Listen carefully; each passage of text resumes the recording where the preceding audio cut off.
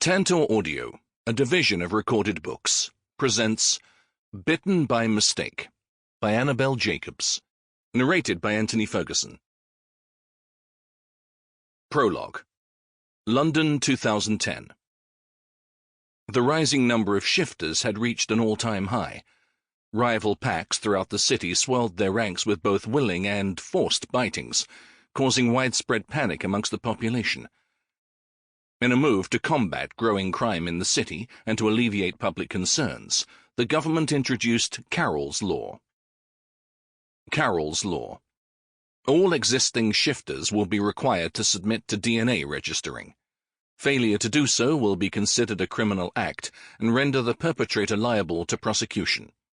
Furthermore, any and all new bitings must first be proposed and submitted to the Department of Shifter Relations for consideration, with a signed agreement from both the hosting pack and the human proposer. Failure to do so will result in the change being classed as non-consensual. Verbal agreement will no longer be considered binding. All acts of non-consensual change will be subject to prosecution under the Right to Choose Act 1995. Right to Choose Act. If a human is bitten without consent, regardless of whether the change takes and holds, the punishment of the accused shifter will be decided at the discretion of the injured party, up to and including the death penalty. If the injured party is unable to make the decision themselves, it will be decided by the courts. Chapter 1. Jared leaned against the bar and scanned the Friday night crowd. 10 o'clock was relatively early for that part of the city, but the club was already three-quarters full. None of the occupants caught his eye tonight, and with an unimpressed sigh he knocked back the rest of his drink and turned to the bartender. After serving the couple next to him, the bartender paused in front of Jared and tapped his finger on the counter. "Same again?" The guy was tall and lean, with an air of superiority that screamed shifter. He might be hot, but Jared had no interest in going down that route again. "No." Jared shook his head and leaned forward to get a better look at the fridge full of bottled beer. "I'm in the mood for something different." As expected, the barman grinned and winked at him. "Is that so?" Ignoring the obvious flirting, Jared pointed at the beer fridge. "Yep, I'll have a Heineken, please." Plenty of men and women in the club would jump at the chance to fuck a shifter, but Jared wasn't one of them. The guy raised an eyebrow at his lack of interest, but his smile never dimmed as he handed him the beer. "Let me know if there's anything else you want." Jared paid him and lifted his bottle in a sort of goodbye salute. "Will do." Arrogant asshole. As he fought his way through the crowd, he felt the bartender's eyes on him the whole way. He hated the fact it sent a shiver of delight through his body. Attraction wasn't the issue. The dance floor backed onto a small area with tall tables and chairs, and Jared eased his way through the crowd to an unoccupied table at the back. The space was cramped, and he knocked his shoulder against the wall while squeezing onto one of the chairs. Fuck! Occasionally it still ached even after 3 years, especially in the winter, and banging it like that didn't help. Setting his beer on the table, Jared slipped a hand under his shirt and absently rubbed his palm over the tender spot, shutting his eyes on a groan. "This seat taken." The smooth, husky voice startled Jared into jarring his shoulder again. He snapped his eyes open. The guy in front of him was tall, maybe 3 inches taller than Jared's 6'1", and he stood way too close, invading Jared's personal space. It set him instantly on edge. Leaning back in his seat to get some distance between them, Jared gave him a wary look. "No, but I'm not eager to fill it either." "Feisty. I like that in my men." The tall guy put his hand on the back of Jared's chair and ever so subtly scented the air. A few more drinks in and Jared would have missed it, but the alcohol had yet to hit his system, and he recognized the move for what it was. Fucking shifters. Piss off. "I'm Nathan." The guy grinned at him, oozing confidence. Jared rolled his eyes and took a deliberately slow drink of his beer. "And I'm not interested, so kindly fuck off and go bother someone else." As usual, their arrogance made Jared want to punch something. Surely there must be shifters somewhere who didn't act that way. As though humans were powerless to resist their charms, and should think themselves lucky to have garnered the attention of a shifter. If there were, then Jared hadn't met them. Glancing around the dark, smoky inside of the club, with its questionable clientele, he reasoned his choice of hangouts hadn't improved his chances. Nathan ignored Jared's words and eased himself into the chair opposite. The move looked far smoother than when Jared had done it, those lupine genes affording Nathan a strength and fluidity that Jared lacked. Jared watched him settle on the seat, unable to look away when Nathan turned the chair sideways to get more room, then stretched out his long legs in front of him and parted his thighs. Black denim clung to the thick muscles of Nathan's quads and pulled tight over his groin, giving Jared a pretty good idea of how well endowed he was. Despite knowing he'd done it on purpose as a calculated and probably well-practiced move to draw Jared's attention, Jared's gaze lingered on the outline of Nathan's cock. Heat pooled in his gut as his traitorous body reacted, and he gripped his beer bottle tight, taking another swig to try to cool himself down. Maybe Nathan hadn't noticed. Jared swallowed and glanced up to find Nathan watching him, his expression cocky and knowing. Bollocks. You know your mouth says one thing, but your body tells you an entirely different story. How about we cut all the crap and go back to my place? Nathan sat up straighter and reached down to openly adjust the bulge in his jeans as he did so. Jared managed to keep eye contact this time, laughing inside at the flash of annoyance in Nathan's eyes. That's right. I'm not as easy as you think. Jared grinned back as his confidence returned. No way was a fucking shifter getting the upper hand, not again. Just because I looked at your dick doesn't mean I want to fuck you. In fact, he waved his bottle at the swelling crowd around them. The dance floor had filled considerably, and from where Jared sat he could point out at least 3 guys he wouldn't mind taking home. I can see a few options that are definitely more my type. Of course, from that distance he couldn't tell whether they were human or shifter, but for now he let that go. Nathan tilted his head to one side and gave Jared an assessing look. You know what I am. It wasn't a question, but Jared answered anyway. I do. And you're still trying to pretend you're not interested.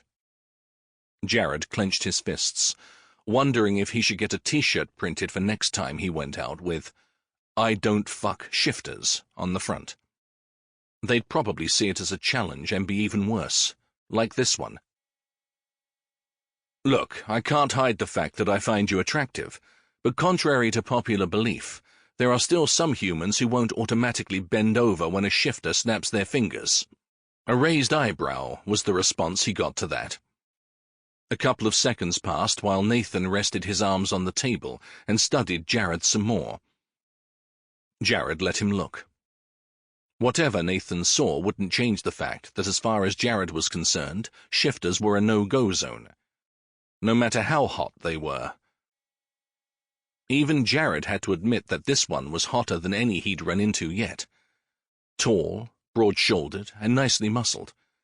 Some shifters overdid it and pushed their already honed bodies to the extreme, which made them look as though they'd been on huge doses of steroids, pumped up to bursting point.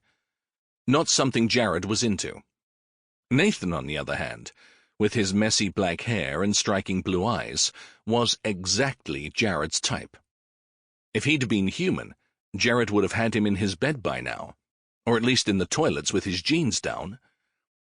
But Nathan wasn't human. I don't know how I can say this to make you understand. You're wasting your time with me and ruining my chances of picking up, so kindly take your shifter self elsewhere and get lost. Nathan's demeanor changed between 1 second and the next, as though he shed his outer layer of arseholishness. What remained came off as open and honest, and the smile he shot Jared seemed genuine enough. "Sorry." He gestured at the crowd around them. "Most people want to fuck shifters for the novelty value. Must be such a hardship." Jared had no sympathy.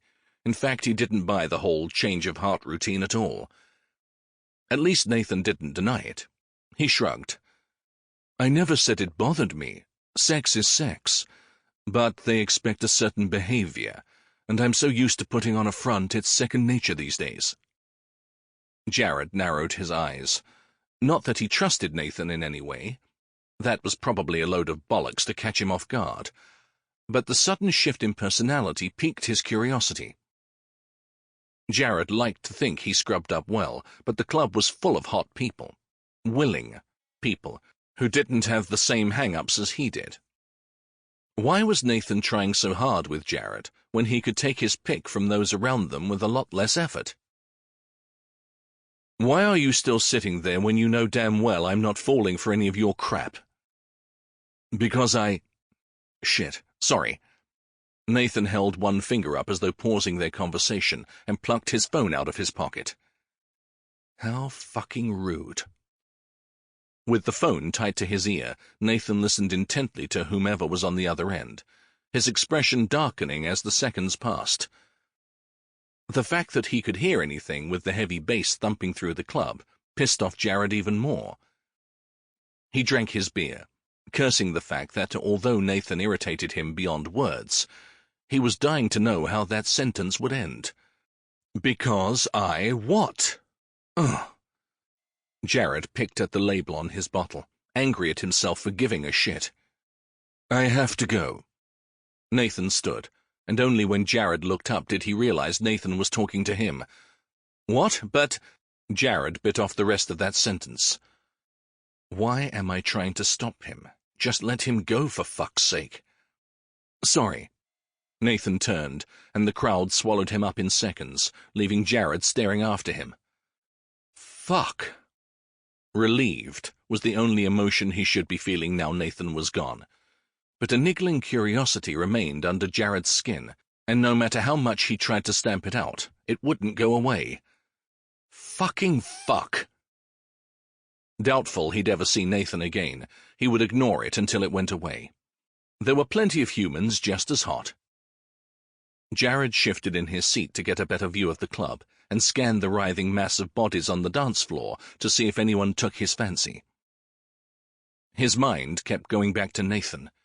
His hair and his eyes and those fucking huge shoulders. For God's sake! Jared slammed his empty bottle on the table and stood. The night was ruined. He might as well go home before he was tempted to do something stupid and reckless. Skirting the edge of the dance floor proved no easier than attempting to fight his way across. The club was full to bursting, and people bumped into him from all sides. He shouldered his way through. More than one drink spilled over him as he weaved his way out. Almost to the exit, someone heavy stumbled into his side, knocking him flying. Strong arms caught him before he hit the floor. "Shit, are you okay?"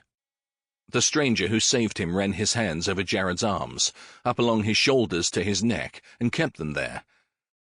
Still dazed from the collision, it took Jared a few seconds to realize what had happened. "What the fuck are you doing?" Jared tried to shrug out of the guy's grip, but the man's hands tightened ever so slightly on Jared's neck.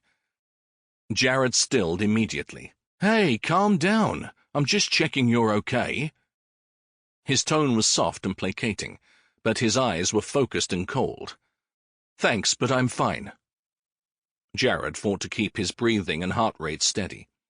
The situation was weird at best. He didn't want it to escalate. If anything happened in there, he doubted many witnesses would be lining up to testify. The law might require shifters to register their DNA, but Jared suspected not all of them did. The guy let him go and stepped back. "Try to be more careful next time." And then he was gone. Any lingering thoughts that maybe shifters weren't all bad had been fully doused with that little display. It had been a long time since Jared had been scent-marked, and it left him feeling dirty, like a physical stain on his skin. The sooner he got home to shower, the better. Once outside the club, Jared stopped on the pavement to get his bearings. The night was warm enough not to need a jacket, and when Jared glanced up at the sky, the moon shone brightly. The full moon was last night. Maybe that was why all the shifters were acting sketchier than normal. A hangover from shifting into whatever nasty version of wolf they changed into. Jared shuddered. A flash image of claws and teeth assaulted his mind before he could block it out. He needed another drink. Standing there outside the club, debating whether to go home or move on to another bar, Jared's awareness wasn't as sharp as it should have been. He didn't notice the young guy brush past him and lift his wallet until he was 10 feet past and breaking into a jog. "Oi!" Jared set off after him, yelling down the street. Could tonight get any fucking worse? Chapter 2. Nathan stalked down the street, cursing as he went. The noise of the club faded into the background, and along with it went the promise of an entertaining evening. The thought brought a smile to his face. He never could resist a challenge. His phone rang again, making him scowl, and he snatched it out of his pocket. What? "Where the fuck are you? We're like sitting ducks out here." Nathan glanced up. The pull of the moon, although not as strong as yesterday, still made his blood sing. "Almost there. Where's Alec? I thought he was on backup tonight." "He's on his way with his team. You're just added security until he gets here, so hurry the fuck up." The line went dead, and Nathan shoved the phone in his back pocket, then broke into a run. Darryl had sounded pissed off, but also tense. Something had him spooked. They'd broken down in a shitty area, but from what Darryl had said, they were still on neutral territory. So long as they stayed that side of the Strand, they should be safe. He ran down Garrick Street, alert for anything other than the usual Friday night crowds out for a good time.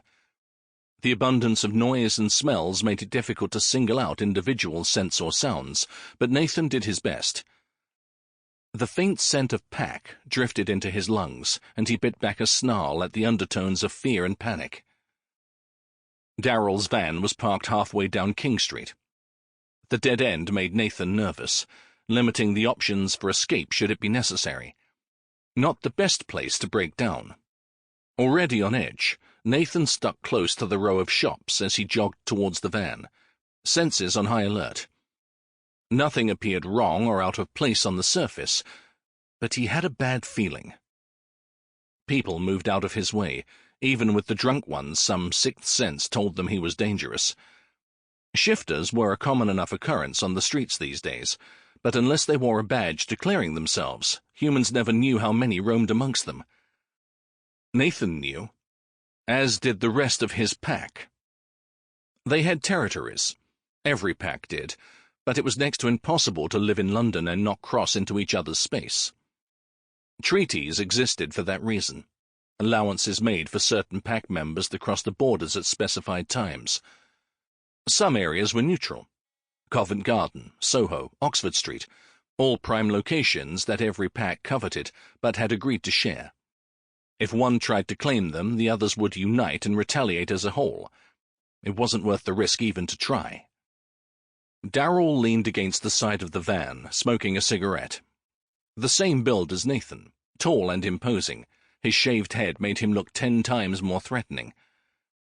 To most people he appeared calm as he waited, maybe even bored, but Nathan caught the tense set to his shoulders, the vein pulsing double time in his neck. Darryl glanced over when Nathan got within 10 feet, and he nodded in greeting. "Nate?" "Darryl?" Nathan glanced at the van door as it swung open, and Ben got out to join them. Darryl was a beta and reported directly to Cam, the alpha of their pack. Ben was a member of Darryl's unit. Nathan asked, "How long till Alec gets here?" 10 minutes. Ben glanced between the two of them. He stood a head shorter. Curly blonde hair and dimples gave him an angelic appearance that couldn't be further from the truth. Nathan had witnessed him rip out another shifter's throat the last time they were in a fight. With Ben out with Darryl, Nathan wondered why they would need him as backup. The van's front tire was obviously flat. Nathan walked past Ben and Darryl to kick it. "Why didn't you change it?" "Oh, why didn't we think of that?" Darryl rolled his eyes, his tone laced with sarcasm. He pointed over the bonnet of the van with his thumb. "Other one's flat too." Fuck. Flat tires happened, but two. Nathan glanced up and down the street again. No wonder Darryl was so tense. "Did you see what did it?" Ben shook his head. "Nope. We got out to check, but there's nothing. Too many scents to distinguish one from the other." Nathan nodded. The smells surrounding him played havoc with shifter senses. The only reason he picked out Darryl was because the pack scent was ingrained in his bones. He could pick it out anywhere. Darryl flicked his cigarette butt onto the ground and stood on it. "Plenty of shifters around tonight. Can't tell which packs, though." Nathan hummed in agreement. He thought he'd caught the odd scent in the club, but as distracted as he'd been then, he couldn't be sure. "Call Alec again." They turned as one to face the end of the street, as the sudden scent of shifter assaulted their senses, too strong to ignore. "Shit." Darryl cursed too quietly for anyone but Ben and Nathan to hear, but Nathan thought he saw one of the three strangers smiling as they approached. The odds were evenly matched, 3 against 3, but no shifter liked fighting in public. The police tended to stay out of pack fighting unless humans were injured or put at risk. Starting something there with so many humans around was asking for trouble. And this is neutral ground, for fuck's sake. What the hell is their problem? "Thoughts?" Darryl kept his eyes on the approaching shifters as he spoke. They would hear their conversation soon, if they couldn't already. "Too many people close by for a fight. Let's see what they want." Nathan scented the air, trying to get a read on what pack they belonged to. But they smelled strange. Familiar, yet not. Besides, if they wanted to take us out, they'd send more than 3. He glanced behind them as a black SUV pulled onto the street, and wanted to kick himself. Darryl shook his head. "Shit, Nate, you had to say it, didn't you?" The SUV screeched to a halt sideways on in front of them, scattering people everywhere and effectively clearing the street. No doubt numerous calls to the police were being made, but by the time they got there, it would be all over one way or another. "We have another beater and his unit on their way. You don't want to start this." Darryl didn't raise his voice, but the SUV driver's side door cracked open. No one got out, but mocking laughter came from within. "Oh, we'll be done with you before Alec gets here." Darryl bristled at the mention of Alec's name. No one outside the pack knew who was on backup patrol. Nathan didn't know which was more worrying, the fact that these strange shifters knew, or that they didn't care about keeping it secret. No survivors, then. They couldn't have expected Nathan to be there, though. It wasn't usual practice to call in extra help in the neutral zone, and that might be the one thing they had going for them. 2 shifters got out of the SUV, and from the ever-so-slight pause, Nathan guessed he was right. He made it 3 against 5, and those odds were a hell of a lot better than 2 against 5. "Ben, with Nathan. I'll take the SUV." As soon as the words left Darryl's mouth, the 3 of them shifted. Nathan's shirt tore across his shoulders as his bones stretched and realigned. His jaw cracked, his teeth and claws extended, and a surge of raw power coursed through his veins. The half-shift wasn't pretty or hot, as romanticized accounts would have people believe. It was harsh and nasty, a distorted version of a wolf's head on a hunched-over human body. Large hands with deadly razor-sharp claws in place of nails. Enhanced senses were there all the time, as well as strength, in shifted form or not. But whatever happened, whatever chemical transformation took place inside them, the half-shift made them even stronger. Superhuman. Despite the agony of bones being broken and stretched to their limits, Nathan felt more alive in this form than any other, as though his body was finally allowed to do what it was made for. Roars of intent filled the night air. The street became a blur of movement as 8 shifters converged on one another. Surging forward, aware of Ben on his right-hand side, Nathan swiped his arm out in a wide semicircle, catching bone and flesh as his claws ripped through the advancing shifters. He spun a guy around, still impaled on his claws, and slammed him up against the side of the van. "What pack?" Nathan growled around his teeth, the words slurred together. The guy laughed, the sound distorted, showing off blood-stained teeth. "Fuck off!" Nathan slid his claws up, tearing him open more. He didn't want to kill him, but he would. "What pack?" Nathan saw the guy's gaze dart to the left a second too late, and a sharp searing pain tore across his back. He howled, let the guy against the van drop to the floor, and spun around to face his attacker. Ben had made a mess of him already by the looks of it. Shifters healed quickly, but the one in front of Nathan was covered in blood with 5 deep cuts across his chest. One eye was completely gone. There'd be no healing that, and his thigh was open to the bone. The wounds would knit together when their bodies rested, but not while they were fighting. Nathan lunged at him, ignoring the pain and the sticky wetness running down his back. He went straight for his leg. Nathan snapped the bone clean in two. A piercing howl filled the air, but the shifter still managed to catch Nathan's arm as he went down. A quick twist and squeeze of his hand, and Nathan felt his wrist break. Fuck, that hurt. Cradling his wrist, Nathan stepped over his fallen opponent's crumpled body, shot a quick glance over to check Daryl was okay, then went to help Ben. As a beater, Daryl had that extra level of strength and speed, and for now he was holding his own against the 2 from the SUV. Ben wasn't faring quite so well. His arm hung limply by his side, and a disturbing amount of blood was pooling on the ground beside him. The 2-on-1 situation he'd been in had obviously taken its toll. The other guy wasn't in much better shape, but was strong enough to tackle Ben and pin him to the ground. He raised a hand, bloody claws ready to take out Ben's throat. As he swung his arm down for the killing blow, Nathan sprang forward. Ignoring the hot flare of pain in his wrist, Nathan broke the guy's neck in one swift move and stepped back, letting the body slump to the side. "You okay?" Nathan winced at the growing blood pool under Ben. They needed to get him somewhere safe so he could heal. "Been better." A cough tore through Ben, and he hissed in obvious agony. A dark blue van turned into the street, speeding up as its headlights washed over them. Daryl, now back in his human form, stood over the bodies of the 2 shifters from the SUV. He turned to Nathan with a grimace. "Alex here."